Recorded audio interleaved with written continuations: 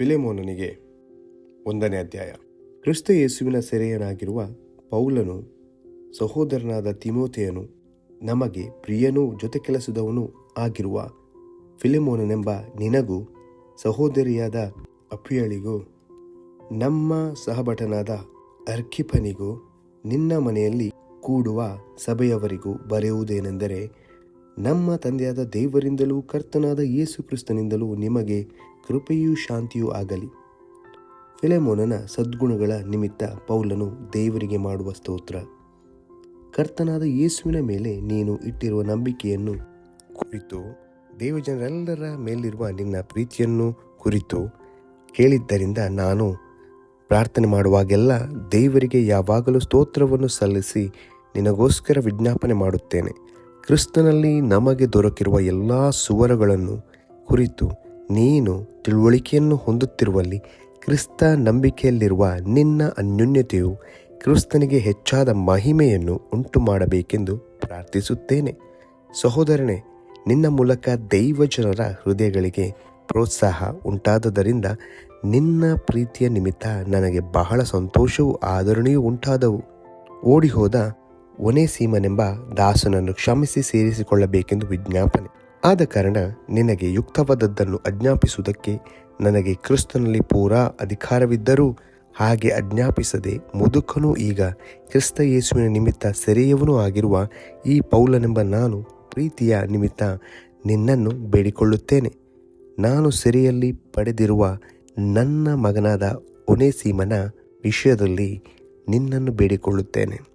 ಅವನು ಮೊದಲು ನನಗೆ ಅಪ್ರಯೋಜಕನಾಗಿದ್ದನು, ಈಗ ನಿನಗೂ ನನಗೂ ಪ್ರಯೋಜಕನಾಗಿದ್ದಾನೆ.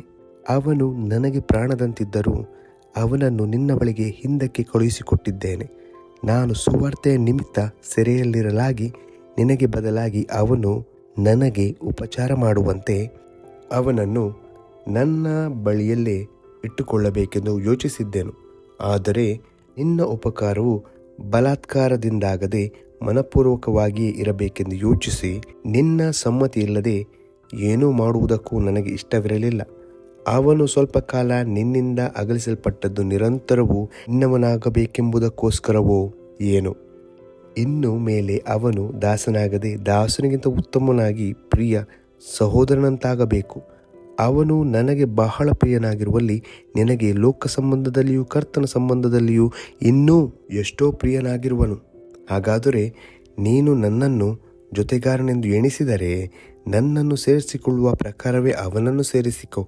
ಅವನಿಂದ ನೀನು ಏನಾದರೂ ನಷ್ಟಪಟ್ಟಿದ್ದರೆ ಅಥವಾ ಅವನು ಸಾಲವೇನಾದರೂ ತೀರಿಸಬೇಕಾಗಿದ್ದರೆ ಅದನ್ನು ನನ್ನ ಲೆಕ್ಕಕ್ಕೆ ಹಾಕು, ನಾನೇ ಕೊಟ್ಟು ತೀರಿಸುತ್ತೇನೆಂದು ಪೌಲನೆಂಬ ನಾನು ಸ್ವತಃ ಕೈಯಿಂದ ಬರೆದಿದ್ದೇನೆ. ನಿನ್ನ ಆತ್ಮದ ವಿಷಯದಲ್ಲಿ ನೀನೇ ನನ್ನ ಸಾಲದಲ್ಲಿದ್ದಿ ಎಂದು ನಾನು ಬೇರೆ ಹೇಳಬೇಕೇ? ಹೌದು ಸಹೋದರನೇ, ಕರ್ತನಲ್ಲಿ ನಿನ್ನಿಂದ ನನಗೆ ಪ್ರಯೋಜನವಾಗುವ ಹಾಗೆ ಮಾಡು. ಕ್ರಿಸ್ತನಲ್ಲಿ ನನ್ನ ಹೃದಯವನ್ನು ಸಂತೋಷಪಡಿಸು. ನನ್ನ ಮಾತನ್ನು ಕೇಳು ಎಂಬ ಭರವಸೆಯುಳ್ಳವನಾಗಿ ಈ ಪತ್ರಿಕೆಯನ್ನು ನಿನಗೆ ಬರೆದಿದ್ದೇನೆ. ನಾನು ಹೇಳಿದ್ದಕ್ಕಿಂತಲೂ ಹೆಚ್ಚಾಗಿ ಮಾಡುವೆ ಎಂದು ನನಗೆ ಗೊತ್ತುಂಟು. ಕಡೆ ಮಾತುಗಳು, ವಂದನೆಗಳು.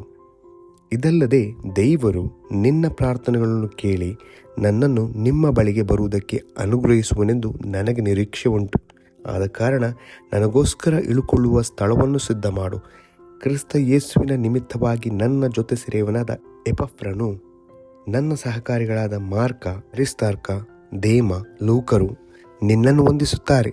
ನಮ್ಮ ಕರ್ತನಾದ ಯೇಸು ಕ್ರಿಸ್ತನ ಕೃಪೆಯು ನಿಮ್ಮ ಆತ್ಮದೊಂದಿಗಿರಲಿ ಎಂಬುದೇ.